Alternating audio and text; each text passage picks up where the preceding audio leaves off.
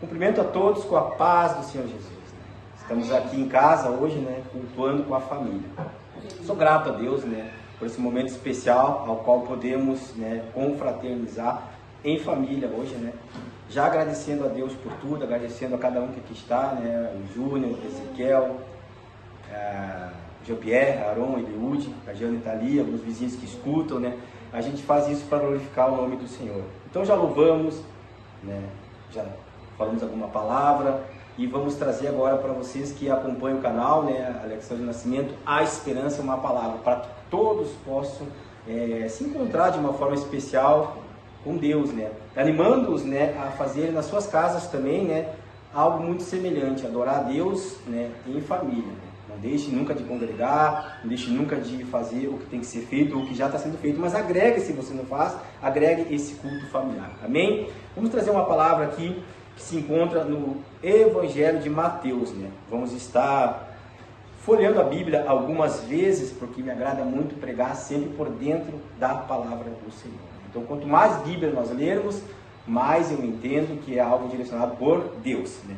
Lembrando que aqui estamos, né, na região da Guiana Francesa, e uma região ultramarina da França que é muito quente, na linha do Equador, né?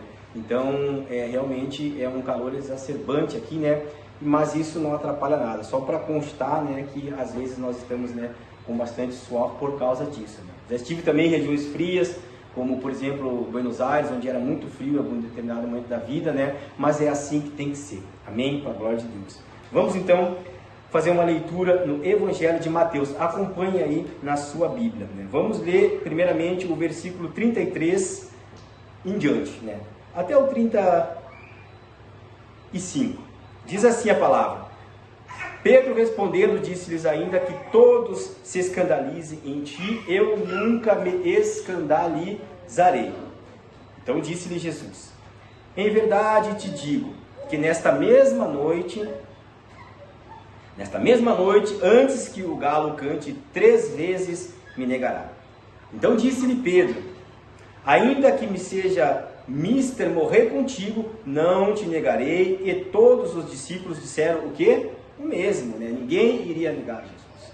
Um pouquinho antes, ali no versículo 20, está escrito assim, ó: e chegada a tarde, assentou-se à mesa com os 12. Os 12 discípulos estavam ali à mesa e Jesus então disse isso, comendo com eles, né? Em verdade vos digo que um de vós me há de trair. Então, por isso que Pedro manifestou essa fala, porque havia Jesus dito que um entre eles iria trair Jesus. Aqui eu já posso entender algo muito profundo. Imagine vocês andando constantemente com Jesus. Imagine vocês vendo todos os milagres que Jesus fez, vendo tudo que ele operou, vendo a forma mansa como ele falava, como ele ensinava. De repente ele senta na mesa, na Santa Ceia, ou na última Páscoa, hoje nós dizemos Santa Ceia. Por quê? Porque ele vai anunciar a sua morte, ele vai anunciar a sua traição que ele vai sofrer. Um vai trair Jesus. E naquele meio ali todos tinham certeza, talvez não Judas, mas todos tinham certeza de que jamais trairiam quem? O mestre, porque afinal de contas eles tinham convicção, eles tinham certeza absoluta de que isso não aconteceria. E o primeiro que manifesta isso justamente é Pedro. Pedro diz: não, ainda que aconteça o que acontecer, eu jamais te negarei. Jamais eu te negarei. Era praticamente impossível na concepção de Pedro que ele viesse a negar quem? Que ele viesse a negar Jesus. Nós vamos ver agora um pouquinho antes aqui uma passagem que está em Mateus capítulo 14, que fala sobre Jesus andando sobre as águas. Eu faço questão de lê-la com calma a partir do versículo 27, que diz assim: Jesus, porém, lhes falou logo, dizendo: tende bom ânimo, sou eu, não temais. Por quê? Porque havia uma tempestade chegado e eles estavam em alto mar, o barco estava naufragando, estavam ali os homens, os mesmos que estavam ali, e talvez alguns mais, e ao redor outros, mas o barco estava afundando. E Jesus diz, vindo sobre as águas, andando por elas, né? Chega lá e diz: calma, tende bom ânimo, sou eu, não temais, né? Por quê? Porque eles olharam de longe e temeram quando Jesus vinha sobre as águas, pensando até que fosse um fantasma, porque era muito comum naqueles tempos se acreditar nisso. O 28 diz assim: respondeu-lhe Pedro de novo, e disse: Senhor, se és tu, manda-me ir ter contigo por cima das águas. Pedro diz, na dúvida: Senhor, é você mesmo? Porque se for você, mande que eu também ande sobre as águas.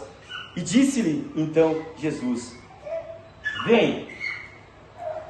E Pedro, descendo do barco, andou sobre as águas para ir ter com Jesus.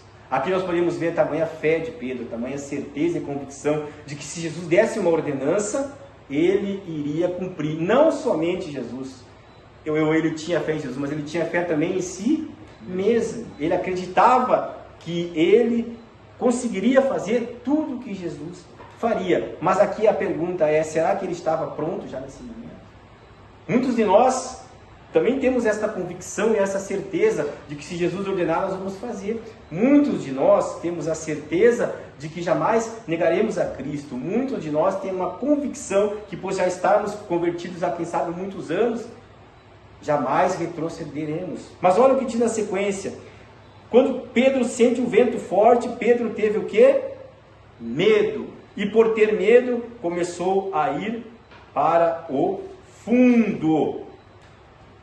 Nesse momento, Pedro afunda. Quando ele tira os olhos de Jesus, quando ele tira o foco de Cristo, ele começa a afundar. E o sentimento que a Bíblia traz aqui, outras versões que eu conheço também trazem, é o mesmo. Pedro teve o quê? Medo. Mas mais adiante, como já lemos em Mateus 26, Pedro não teve medo naquele momento e disse: eu jamais te negarei, Senhor. Jamais eu retrocederei. Jamais eu vou te abandonar. Jamais eu vou te abandonar.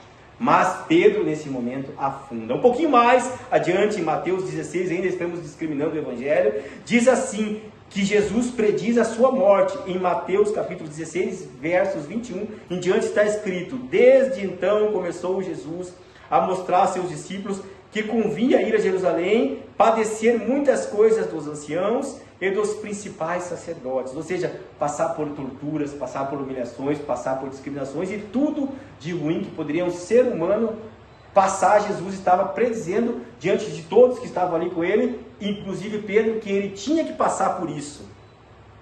Ele tinha que ser morto, ele tinha que ressuscitar ao terceiro dia. Mas Pedro toma a frente de novo, com ousadia. Nesse momento ele diz uma ousadia não tão positiva, ele diz: tomando-a da parte, começou a repreendê-lo, dizendo: Senhor, tem compaixão de ti, de modo nenhum te acontecerá isso. Pedro diz: não, contigo não, Senhor, com o Senhor não. Jamais o Senhor vai passar por isso. O Senhor não precisa passar por isso. Ele, porém, voltando-se, diz a Pedro, veja que é um diálogo intenso entre Jesus e Pedro, em várias partes do Evangelho, mas Jesus sempre com o cunho de repreender, de exortar, de dizer: Pedro, calma, não é assim, mesmo andando lado a lado com Jesus. A certeza que Pedro tinha não era algo que partia de Deus. Portanto, volto a dizer, analisamos as nossas vidas e as nossas certezas e as nossas convicções sobre as mesmas, porque pode ser que você, mesmo estejando bem, não esteja de fato tomando decisões corretas. Se o próprio Pedro nessa fase andava com Cristo lado a lado, via os milagres, via o que Jesus operava e ainda assim tinha atitudes que não dá para entender, como que eu e você podemos ter tanta certeza das coisas que estamos falando ou dizendo? Olha só o que diz ele a Pedro: para trás de mim, Satanás, quer me serves de escândalo, porque não compreendes as coisas que são de Deus, mas só as que são dos homens. Satanás não compreende então as coisas de Deus ou as coisas dos homens? Ou ele se refere exatamente a Pedro naquele momento, que não estava compreendendo? Jesus disse: eu preciso morrer, eu preciso passar por isso, porque eu tenho que ressuscitar. O Antigo Testamento já tinha essas profecias e precisava se cumprir. Pedro, não entendendo nada naquele momento, diz: não, com o Senhor não vai acontecer isso aí, porque quem quer admitir dor, sofrimento, deserto? Quantos aqui já passaram por desertos, e quantos têm que passar, quantos vão passar e não querem admitir, não querem aceitar, não querem sofrer, para que depois, mais adiante, aconteça o que nós vamos ver que aconteceu com Pedro.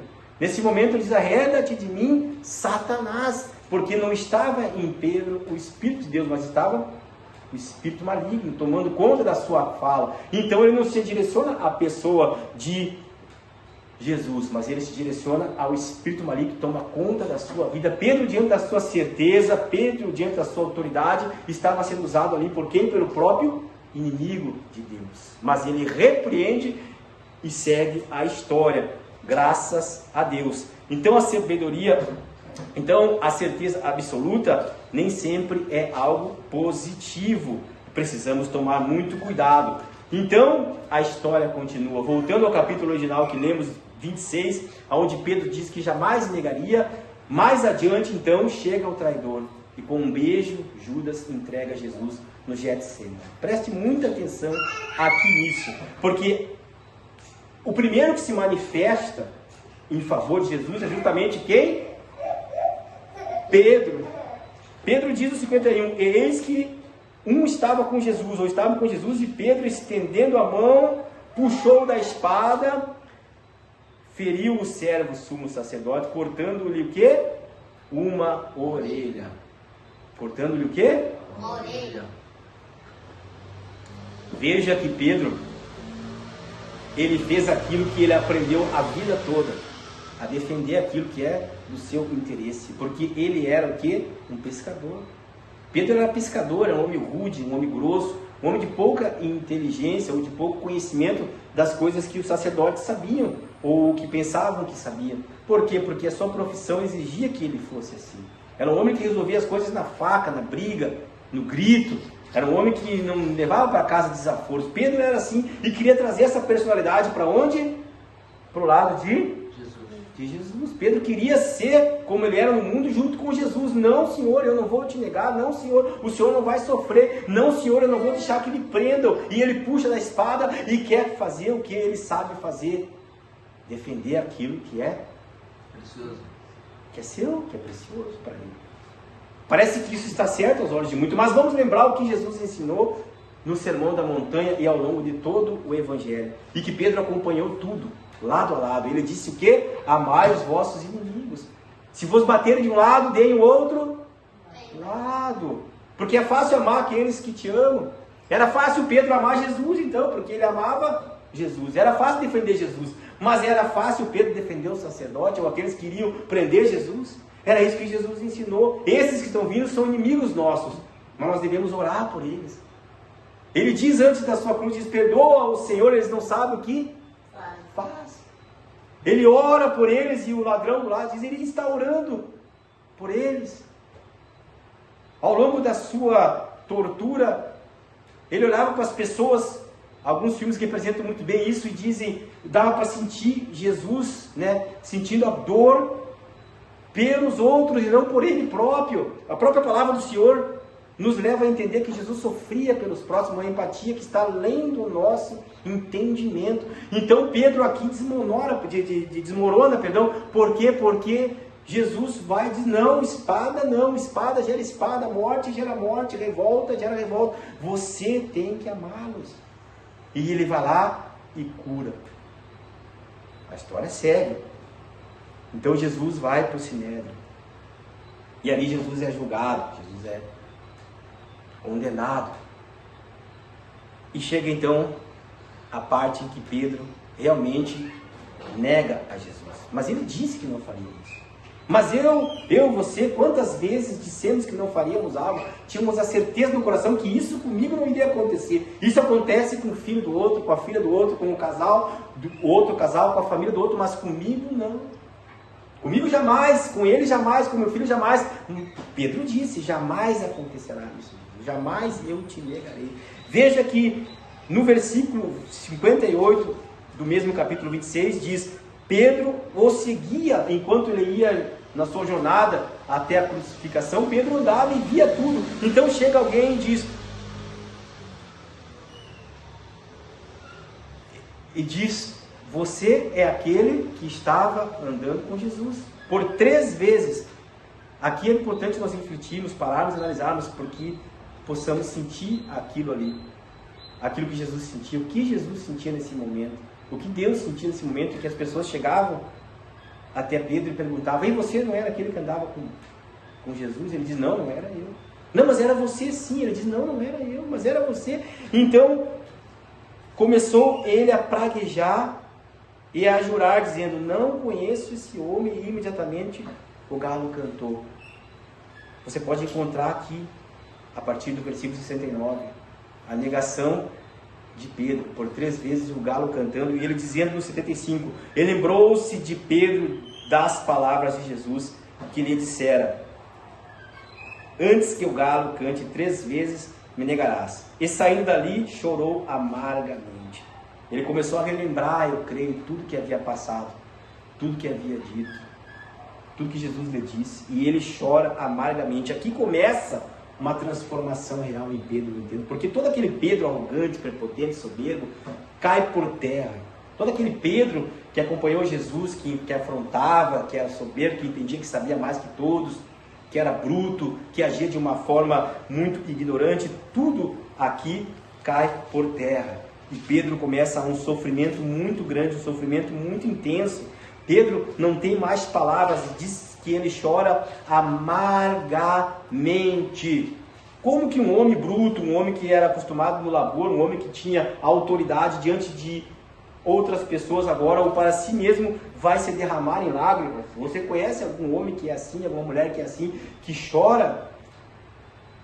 Muitos dizem que homem não chora, inclusive, mas Pedro ali chorou. Porque ele sentiu dor física, que nem Jesus. A dor dele foi na alma. Mas a partir desse momento, ainda Pedro desce um pouco mais ainda. E diz o seguinte, não, agora eu imagino isso. Jesus se foi, acabou. O que eu vou fazer, Pedro pensa aí. O que ele tenta fazer? Ele tenta retornar a pescar. Ele quer regressar ao começo, porque lá no começo Jesus disse, lá de tudo que está fazendo, deixe de pescar o que está pescando e venha pescar homens. Imagine Pedro na sua brutalidade, pescando homens.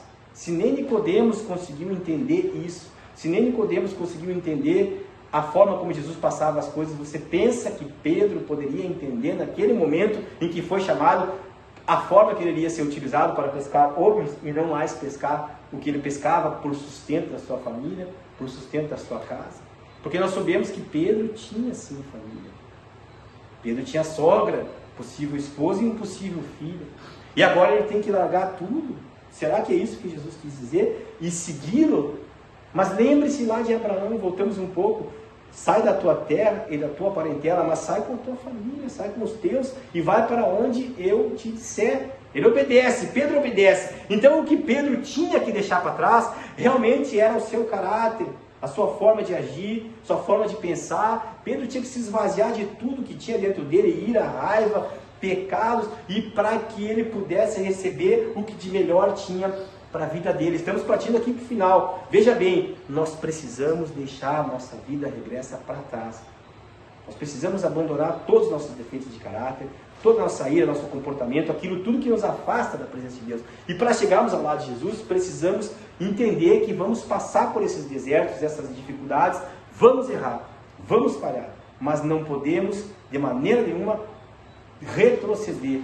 Se Jesus chamou, você saiu, mesmo que erre, mesmo que falhe, vá em frente, siga. Veja só, Jesus reaparece, ressuscitado agora, a Pedro e aos demais. E Pedro então começa a entender algumas coisas que já não havia entendido.